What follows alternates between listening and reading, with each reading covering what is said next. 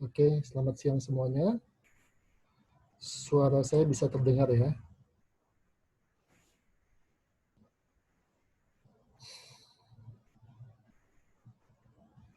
Oke,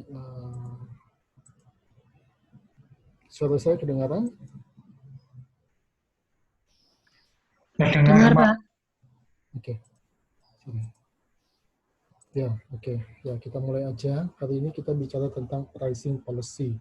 Jadi macam-macam kebijakan harga yang dilakukan oleh perusahaan.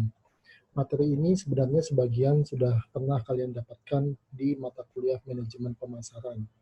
Dan saya masih ingat karena kebetulan yang ngajar topiknya juga saya gitu ya. Oke.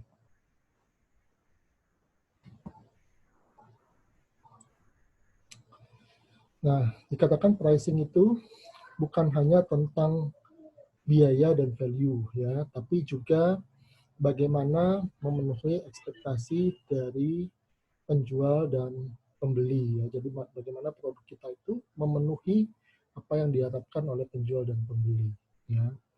Nah, tidak selalu dikatakan menetapkan harga yang rendah itu akan membuat orang membeli produk kita ya, karena ada juga mereka yang melihat produk itu apakah dia worth it dengan atau layak dengan value-nya atau tidak gitu ya. Mungkin lebih mahal sedikit tapi lebih layak dibeli dibandingkan yang lebih murah gitu ya. Dan bagaimana ekspektasi dari pembelinya gitu ya. Jadi meskipun dia membeli produk yang mahal ya nggak ada masalah gitu kalau ekspektasinya memang seperti itu. Sehingga kita harus memahami apa yang diharapkan oleh penjual gitu ya. Nah, kemudian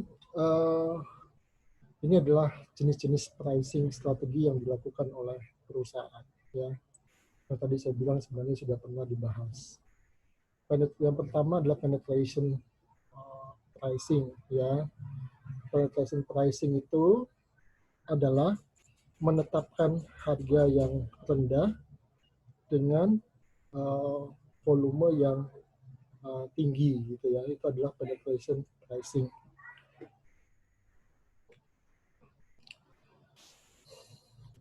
Penetration pricing itu adalah harga yang ditetapkan untuk melakukan penetrasi terhadap pasar. Ya. Harga yang rendah biasanya ditujukan untuk mendapatkan volume penjualan yang tinggi, biasanya pada mass product, gitu ya, atau pada produk yang sifatnya komoditas, gitu ya. Jadi komoditas itu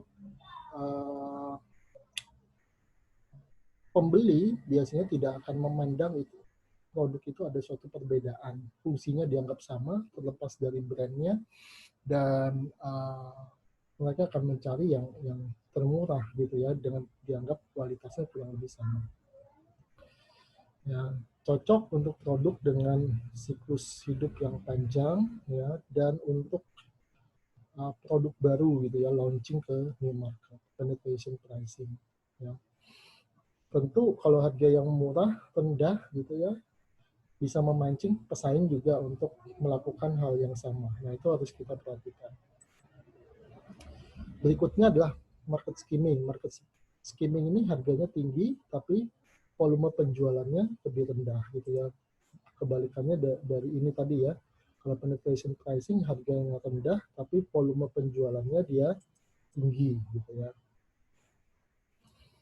Nah, market skimming ini dikatakan untuk mendapatkan profit dari market, tapi produknya dengan syarat memang punya diferensiasi tertentu untuk bisa menetapkan harga yang tinggi gitu ya, dan cocok untuk produk yang siklus hidupnya pendek, yang dia akan menghadapi kompetisi di masa depan gitu ya. Misalnya setelah model baru yang lebih canggih muncul, model baru yang lebih bagus muncul gitu ya. Nah, skimmingnya akan pelan-pelan hilang dan harganya akan turun. Handphone kan seperti itu ya, produk-produk digital. Nah, kemudian value pricing. Ya, value pricing ini menetapkan harga berdasarkan persepsi dari konsumen. Ya, bagaimana persepsi konsumen terhadap value dari produk itu. Misalnya pada produk-produk yang eksklusif ya, kalau konsumen menilai persepsinya ini, wah ini layak dibeli dengan harga mahal, ya kita bisa menetapkan harga yang mahal. Nah, itu value pricing. Ya. Biasanya dikatakan produk-produk yang sifatnya eksklusif, ya, parfum dan sebagainya itu, ya, mobil mewah. Kemudian loss leader, ya, loss leader ini dijual di bawah cost, di bawah HPP, di bawah biaya produksi untuk menarik penjualan, ya. Nah, loss leader ini dikatakan dia berusaha menjual apa di bawah biaya produksi, ya. Tapi tentu saja diharapkan apa di sini poin 3, dikombinasikan dengan item yang lain yang bisa dijual dengan harga yang lumayan mahal gitu ya. Jadi semacam mereka menerapkan subsidi silang gitu ya, dipromosikan tapi dia akan memberikan suatu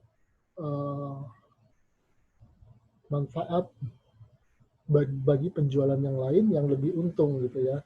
Karena kalau tidak ada benefitnya, ya tentu akan menimbulkan kerugian bagi penjualnya itu, ya. Dan kalau dia hanya dipasang sebagai promotion saja, biasanya juga tidak akan sustainable, ya. Kemudian psychological pricing 1,99 gitu ya.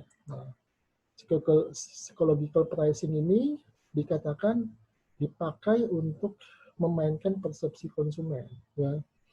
Misalnya 9,99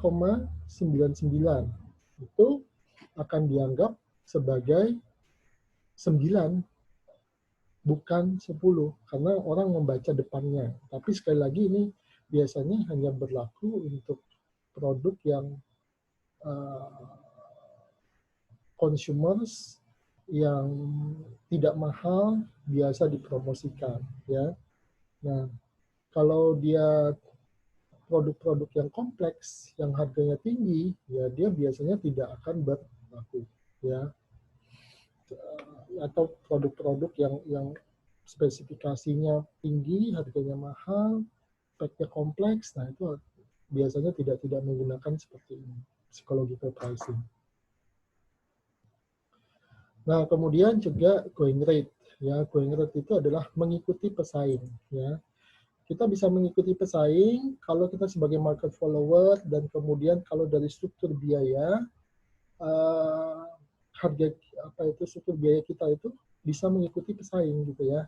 Kalau misalnya struktur biaya pesaing lebih rendah, ya tentu tidak selamanya kita bisa mengikuti harga pesaing, ya. Biasanya kita mengikuti harga pesaing juga kalau kita sebagai market follower. Jadi pesaing kita itu market leadernya gitu ya, yang dia lebih besar dari kita, ya. Biasanya kalau mau menaikkan harga, nah itu biasanya ngikut pemain yang besar naikin dulu baru kita ikut naik. Kalau enggak akan naikin dulu harganya gitu ya. Nah, seperti itu.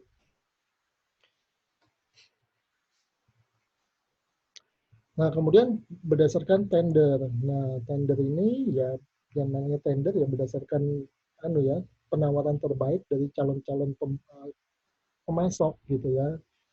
Di mana perusahaan itu nanti akan memberikan penawaran yang terbaik yang akan memenangkan pembelian.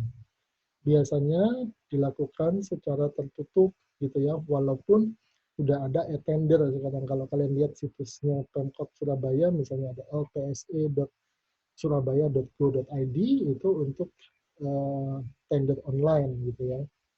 Nah, seperti itu. Nah, kemudian juga diskriminasi harga, ya, price discriminations. Harga yang berbeda tapi dengan barang atau jasa yang sama, ya. Nah, ini bisa kita lakukan misalnya apa? Pada lokasi yang berbeda atau pada jam-jam tertentu yang berbeda misalnya. Itu price discrimination, ya. Dengan catatan, dengan melihat bahwa setiap pasar itu dia tidak bisa dimasuki oleh pesaing gitu ya. Nah, akan berbeda marketnya gitu ya. Tidak saling bercampur baur, ada fences-nya. Beberapa minggu yang lalu saya bilang ada pagarnya gitu ya. Nah, seperti itu. Contoh, waktu belanja atau waktu nonton pada hari-hari tertentu, dia harganya bisa berbeda. Toko yang sama di lokasi yang berbeda, misalnya di yang satu di lokasi wisata, maka harganya juga bisa berbeda, ya. Nah, itu akan beda di sana. Kemudian predatory pricing, harga perusak gitu ya. Harga yang kita tujukan untuk menendang keluar pesaing keluar dari industrinya. Nah, itu namanya predatory pricing, ya. Misalnya ada pemain baru yang masuk gitu ya, new entrant yang masuk ke dalam satu industri, ya, pemain baru atau new entrant yang baru masuk ke dalam satu industri.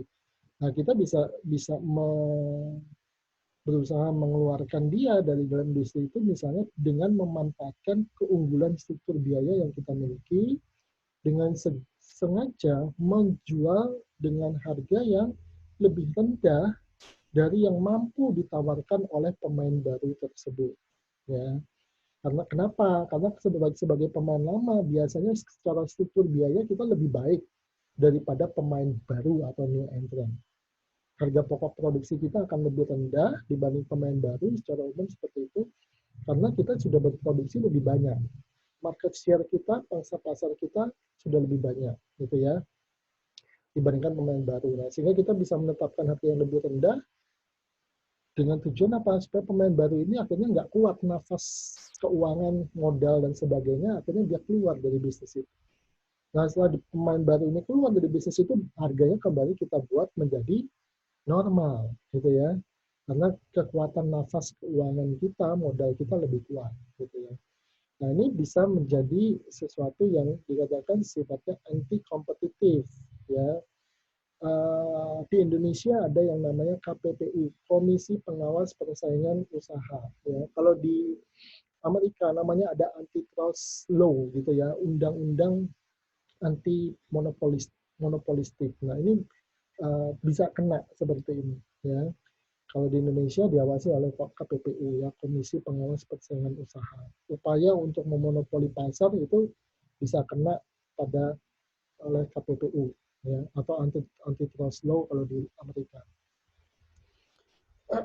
Nah, kemudian absorption atau full cost pricing, ya, dengan tujuan mengcover biaya tetap dan biaya variabel, ya, atau absorption cost pricing menyerap sebagian biaya tetap dari produksi.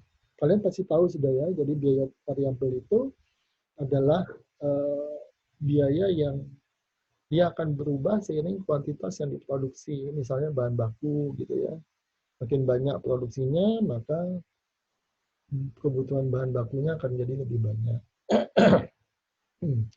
Sementara fixed cost atau biaya tetap itu dia cenderung tidak berubah, ya.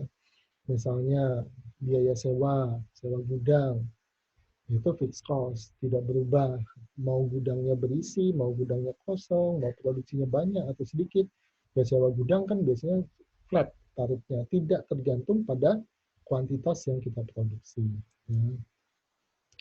Kemudian ada marginal cost pricing juga di sini, ya, biaya untuk memproduksi satu tambahan item atau lebih sedikit satu item dalam produksi itu, ya, itu namanya marginal cost, ya. Contoh perhitungannya seperti ini, ya. Nah, dikatakan ada suatu penerbangan dia punya total cost termasuk profitnya 15.000, di antara 15.000 ini 13.000 itu fixed cost-nya, ya. Jumlah kursnya 160, rata-rata tiketnya sekian. Maka marginal cost setiap penumpang itu menjadi 12,5. Nah, kalau ini apa ininya kosong, pesawatnya kosong, ya, lebih baik kita menawarkan 12,5 ini daripada kursi itu kosong sama sekali. Ya, itu konsep dari marginal cost, ya. Jadi eh, biaya untuk memproduksi satu atau lebih banyak item, ya, setelah apa itu fixed cost-nya itu sudah tercover, dan biasanya dikatakan ini ketika fixed cost-nya itu dia relatif cukup tinggi gitu ya. Oke. Kemudian mirip dengan ini contribution pricing ya, adalah harga jual dikurangi biaya variabel atau biaya langsung ya, untuk memastikan biaya variabel itu tercover dan ada suatu kontribusi terhadap fixed cost yang, atau biaya tetap yang kita miliki ya. Konsepnya mirip dengan marginal cost pricing. Nah, kemudian target pricing. Target pricing ini menetapkan berdasarkan target profit yang kita harapkan ya. Berapa profit yang kita harapkan ya. Rumusnya adalah ini, jadi markupnya berapa, profit yang kita inginkan berapa, dibagi dengan H2P, harga produksi dikali 100. Ya. Target profitnya berapa. Kemudian cost plus pricing, ini mirip ya dengan yang sebelumnya, dengan target pricing ini, cuma cara melihatnya berbeda. Ya, kalau cost plus pricing ini adalah average cost ditambah markup dari profit yang kita inginkan. Ya. Cara pandangnya yang berbeda. Nah, biaya rata-rata plus markup itu cost plus pricing. Ya. Di mana biaya rata-rata itu adalah biaya total dibagi dengan output. Ya, total cost. Total cost itu Anda tahu adalah penjumlahan dari fixed cost ditambah variable cost dibagi dengan output. Output adalah kuantitas yang kita produksi. Ya, total quantity yang kita produksi. Nah, kemudian juga faktor elastisitas. Ya. Kita harus melihat bahwa elastisitas harga itu dikatakan berdampak pada level penjualan. Ya. Nah, rumusnya price elasticity of demand, elastisitas harga pada permintaan, adalah persen perubahan kuantitas yang diminta dibagi dengan persen perubahan harga. Itu price elasticity of demand. Nah, harga disebut tidak elastis kalau persen perubahan dalam kuantitas yang terjual lebih kecil dari persen perubahan harga. Jadi harganya itu berubah banyak, tapi kuantitas yang terjual itu tidak terlalu berubah signifikan, gitu ya. Nah, ini tidak elastis ini apa? Dikatakan kalau kita menaikkan harga 5%, dikatakan penurunan penjualannya tidak sampai 5%. Sehingga pendapatan kita akan naik. Itu kalau dia tidak elastis. Tapi kalau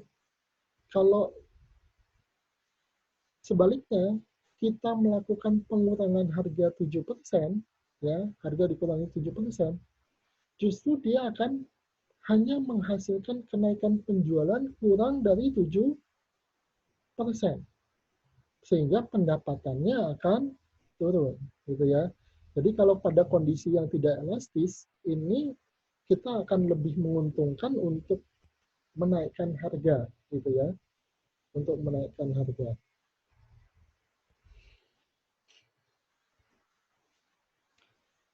Nah, kemudian pada harga yang elastis, ya, harga yang elastis dikatakan persen perubahan kuantitas yang diminta itu lebih besar daripada persen perubahan harga, ya.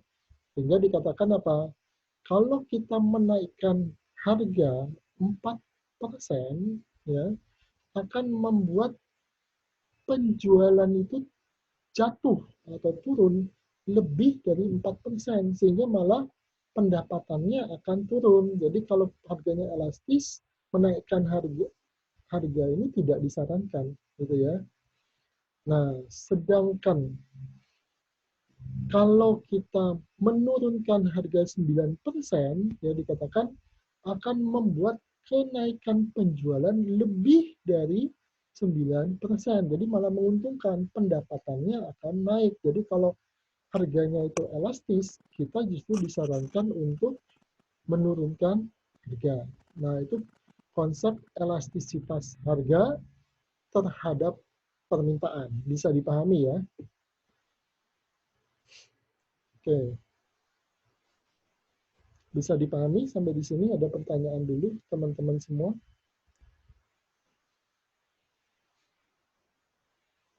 Bisa, Pak.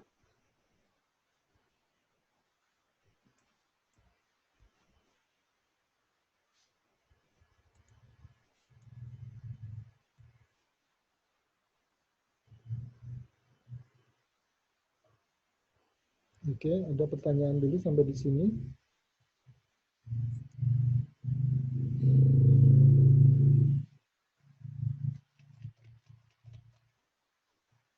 Maria Chris, ada pertanyaan? Enggak, Pak. Oke. Bisa dipahami ya. Sebagian teori itu seperti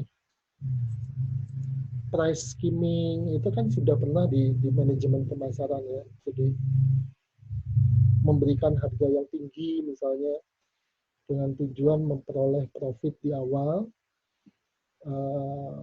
dan price skimming itu biasanya bertujuan untuk merecover atau menutupi biaya riset atas pengembangan produk. Karena untuk mengembangkan suatu produk yang punya diferensiasi, kita biasanya butuh cost, gitu ya, butuh biaya riset, biaya pengembangan dan seterusnya. Nah, kita harus menjual dengan harga yang tinggi. Nah, sehingga misalnya skimming price itu akan ditentukan profit tidaknya itu pada tahap pertama penjualan. Karena pada saat itu harganya masih tinggi. Kalau sesudah itu, ya harganya sudah turun karena model yang baru, teknologi baru sudah muncul, gitu ya. Nah, kita juga pada harga yang skimming itu, misalnya kita harus mampu memperhatikan apakah dalam waktu dekat ketika kita melakukan skimming itu tidak ada kompetitor yang akan menyalip kita di tikungan dan memberikan harga yang lebih murah tapi dengan fitur yang sama. Kalau seperti itu nanti skimming kita akan gagal, ya. Nah, itu kan konsep yang sudah pernah saya disinggung juga di mata kuliah pemasaran, ya. Harga predator itu juga yang saya sebutkan tadi itu sudah pernah juga, ya. Intinya kita membuat pendatang baru itu, sekali lagi membuat pendatang baru itu bagaimana dia supaya uh, tidak bisa masuk ke industri kita yang sedang kita geluti, karena industri kita itu lebih lebih uh, menguntungkan kalau kita kuasai misalnya secara monopolistik, ya, dengan keunggulan struktur biaya sebagai pemain yang lama yang kita miliki, ya kita bisa membuat lawan atau perusahaan pesaing kita itu kalah dari sisi harga, kita turunkan harganya, bahkan kalau perlu tidak ambil untung dulu dengan tujuan supaya pada akhirnya pendatang baru yang secara struktur harga produksi atau HPT atau harga pokok produksi itu lebih tinggi daripada kita, dia pada akhirnya menyerah dan keluar dari industrinya. Nah, kemudian baru kita normalkan harganya. Nah, itu kan banyak Anda lihat ya. Anda coba lihat seperti digital wallet gitu ya. Pakai apa itu pembayaran digital itu ya. Mereka kan coba Anda lihat. Pada awal mereka masuk ke pasar atau marketplace ya, marketplace e-commerce gitu ya. Mereka kasih gratis gitu ya, masuk ke pasar. Tapi begitu marketplace itu sudah rame, itu sudah sukses gitu ya, sudah uh, apa itu penggunanya atau komunitasnya sudah sangat besar dan sudah tergantung dengan mereka, harganya mereka naikin, harganya mereka buat menjadi tinggi gitu ya. Nah, ketika mereka promosi dengan harga apa itu cashback yang tidak masuk akal itu, ya kita secara teori ini bisa melihat bahwa mereka sebenarnya sedang melakukan misalnya predatory pricing. Ya, nah, jadi seperti itu. Kemudian tadi elastisitas harga terhadap permintaan, nah itu konsep yang penting juga untuk kalian kuasai. Intinya dia elastis kalau harganya itu bergeser sedikit, demand-nya itu akan bergeser banyak. Ya, itu elastis. Kalau dia tidak elastis, harganya itu bergeser banyak, demand-nya itu tidak terlalu bergeser. Misalnya tidak elastis itu bahan bakar, ya. Harga bensin mau naik berapapun dalam kondisi ekonomi normal, orang akan tetap membelinya karena orang butuh untuk transportasi mobil dan sebagainya. Oke, nah itu kebijakan harga. Ada pertanyaan dulu sampai di sini teman-teman? Pak, mau tanya. Ya, ya Maria. Kalau misalnya pendatang baru, nah Ya, tapi industrinya itu sudah ada Pak, tapi masih kecil gitu. Nah itu sebaiknya pakai strategi harga yang mana ya Pak? pendatang baru, Tapi di industri itu masih kecil gitu Pak, belum besar. penetration pricing kalau saya bilang. Jadi kita tujuannya adalah memperbesar market size-nya kan. Industri masih kecil Ya, itu kan berarti market size atau ukuran pasarnya lebih kecil, masih kecil kan. Nah, kita ya. bisa menggunakan penetration pricing supaya konsumen-konsumen yang belum pernah mencoba produk di dalam industri itu secara umum dia akan masuk nanti ke dalam industri itu sehingga ukuran pasar atau market size-nya akan menjadi lebih besar. Karena tujuan kita memperbesar market size secara total dari industrinya. Jadi kita akan mengencourage dari non-customer menjadi customer. Nah, kita bisa memberikan semacam promotion dan itu kan berarti bisa cocok dengan penetration pricing. Tapi tidak terlalu cocok menurut saya kalau dengan harga predatory. Predatory itu kalau pasarnya itu udah jenuh, kita ingin menjadi satu-satunya monopoli di situ atau oligopoli di situ.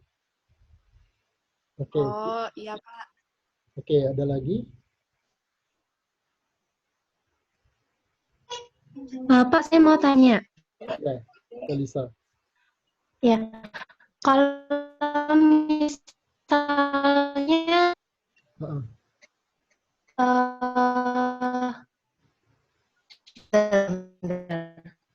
Suaranya nggak begitu jelas.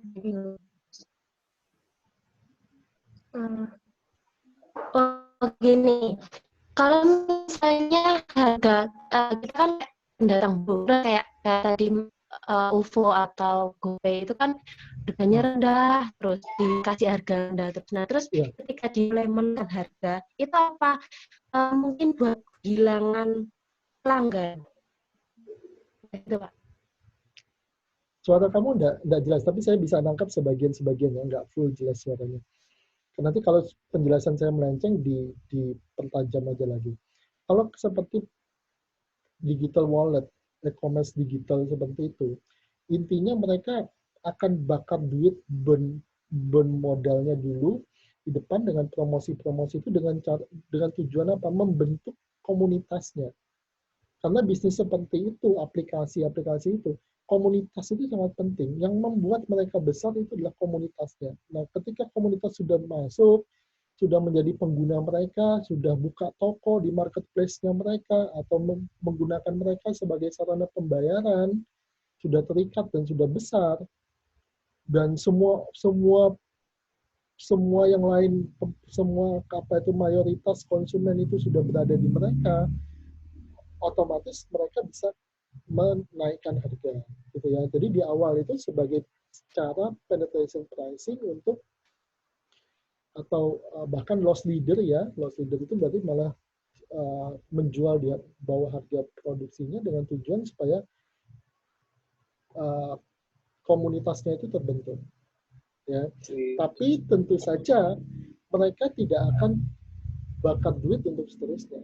Ya, kalau Anda mengikuti berita e-commerce itu akhirnya bilang ya pemodal kami ada satu titik tertentu bisnis itu mereka suntik dana tapi kalau dia tidak berhasil ya mereka akan tinggalkan itu, gitu ya. Bahkan ada beberapa yang core bisnisnya juga mereka, yang bukan core bisnis, yang bukan bisnis inti, kemudian mereka lepas.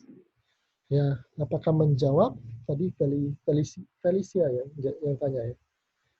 Iya Pak, menjawab Pak. Terima Oke. kasih. Ya, ada lagi?